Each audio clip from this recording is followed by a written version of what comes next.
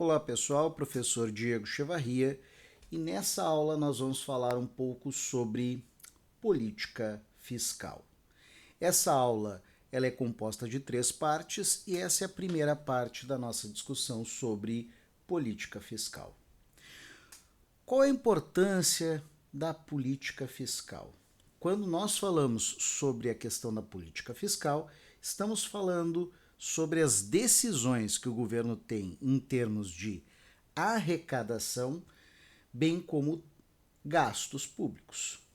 Ou seja, o governo precisa arrecadar por meio de impostos para poder gastar, para poder oferecer serviços para a população.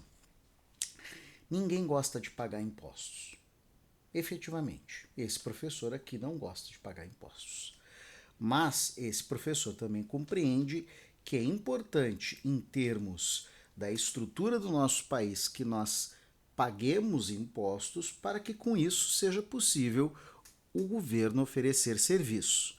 E os serviços que o governo oferece principais são educação, saúde e segurança.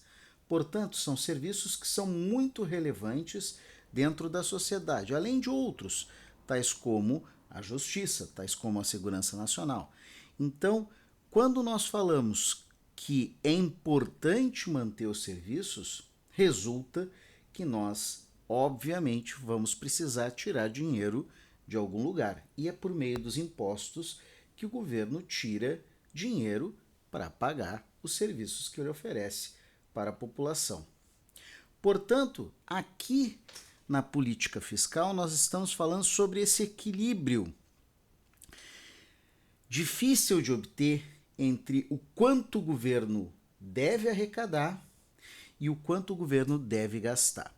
E a política fiscal faz parte do triplé macroeconômico na qual a gestão econômica do Brasil se apoia: política fiscal, política monetária e política cambial.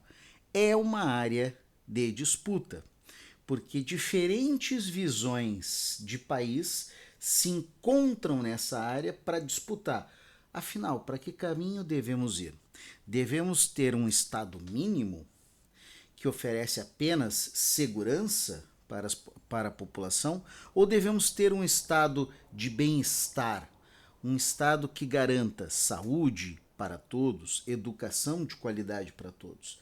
Esse equilíbrio ele é bastante complexo em termos da sociedade.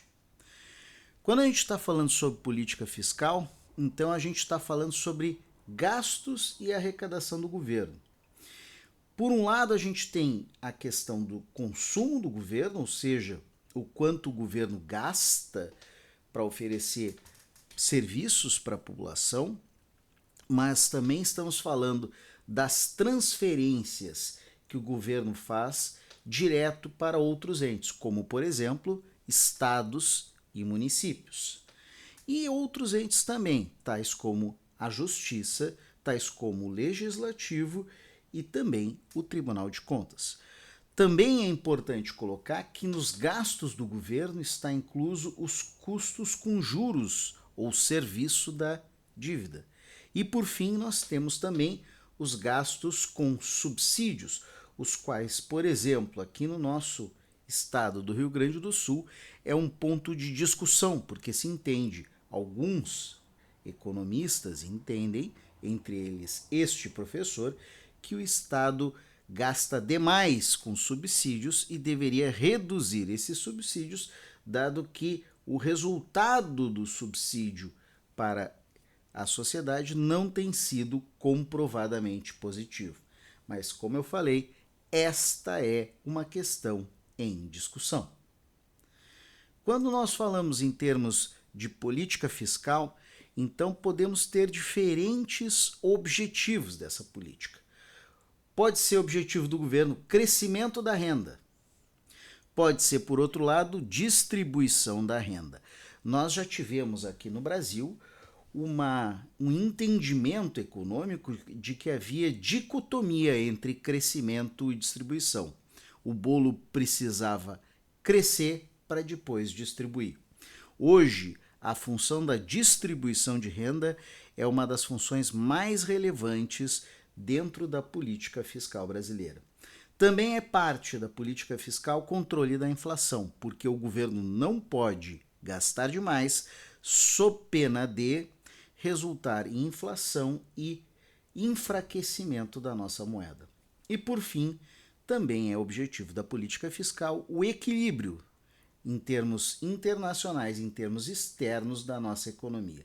Portanto, são objetivos que por vezes são difíceis de atender todos ao mesmo tempo. E por isso que é uma área de disputa. O que é importante colocar em termos de alguns números, algumas visões do nosso momento em termos fiscais, é que o Brasil manteve durante muitos anos um superávit fiscal, ou seja, arrecadava mais do que gastava. A sociedade recolhia mais impostos do que o governo retornava para essa sociedade. Começando em 98, ou seja, desde a primeira crise fiscal do real, até 2014 e 2015, nós gastamos sempre menos do que o governo arrecadava. Tínhamos um superávit primário que gerava entre 1 a 2% do orçamento. Isto tem consequências. É uma das coisas que nós falamos no Tribunal de Contas, é que não é objetivo de um município, do estado e mesmo do governo federal gerar lucro. O objetivo do município, do estado e do governo federal é prover serviços para a população. Portanto, quando um governo arrecada mais do que gasta, ele está fazendo com isso um esforço, exigindo um esforço da sociedade maior do que os serviços que ele está retornando. Portanto, não pensem que é bom um governo arrecadar mais do que gasta, ter superávit primário no longo prazo. Se nós formos olhar todas as grandes economias e todas as economias desenvolvidas do mundo, a grande maioria tem resultados de gasto fiscal muito próximo a zero ou, inclusive, negativos. É óbvio que o grande problema está na qualidade do gasto público. Veja, por exemplo, o caso dos Estados Unidos, que é um dos países que tem maior déficit do mundo, ou seja, gasta mais do que arrecada e gasta muito mais do que arrecada.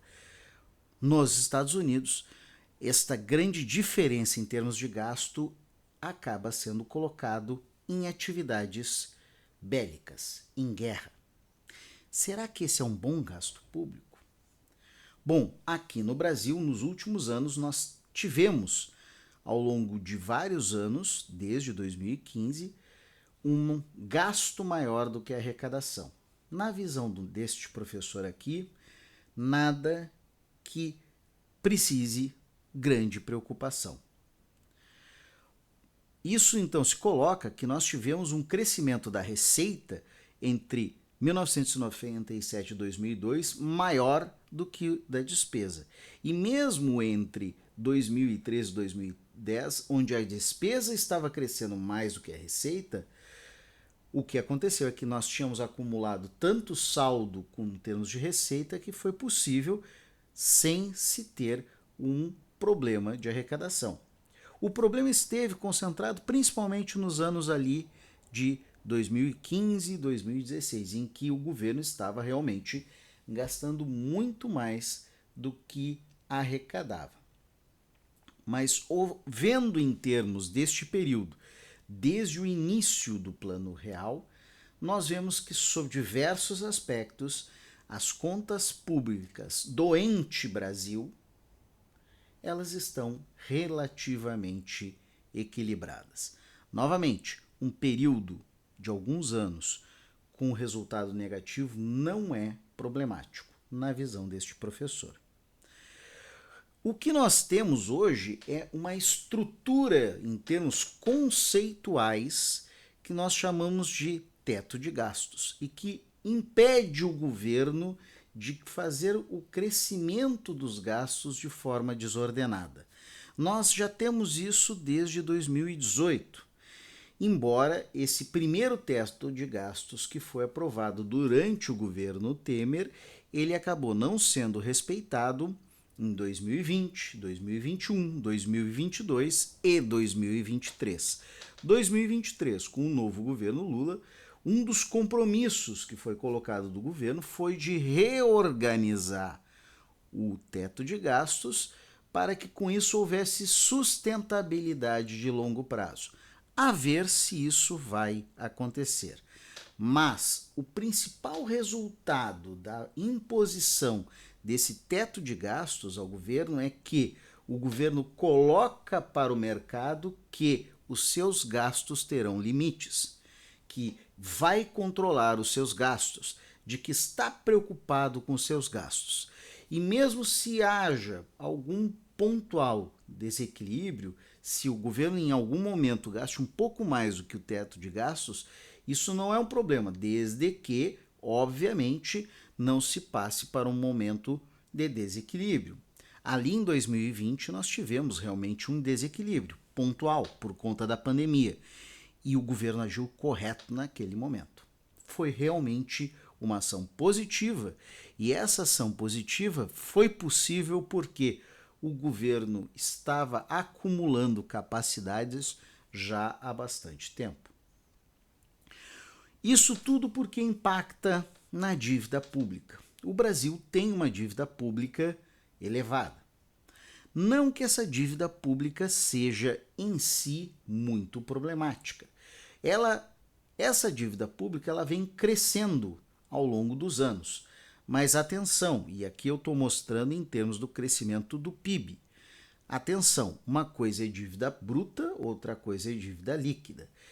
E a nossa dívida ela é essencialmente interna. Nós temos muito pouca dívida externa. Como nós temos muito pouca dívida externa, nos é possível, por exemplo, emitir mais reais, emitir mais títulos em reais, para com isso rolar a dívida. Ou seja, sob diversos aspectos, não vejo nenhuma possibilidade de descontrole das contas atuais nos atuais parâmetros, porque na realidade nós temos capacidade de nos financiarmos em termos de reais. Uma descasamento entre receita e despesa da ordem de 2 ou 3% com uma inflação de 4% ao ano não é problemático.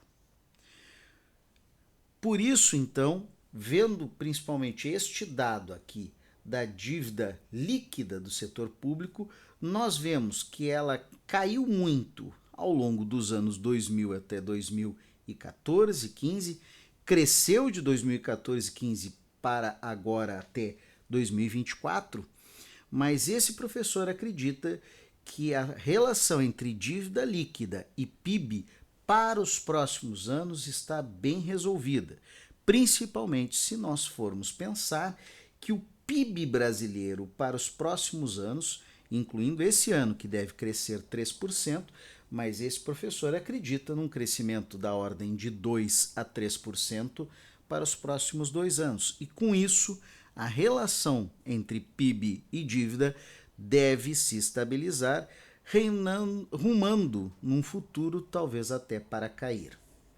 Ou seja, sim, o governo gasta muito. Sim, estamos em déficit, mas não é problemático. O que é problemático é a estrutura do gasto, que é uma questão que nós vamos ver na nossa próxima parte da política fiscal. Obrigado e até mais.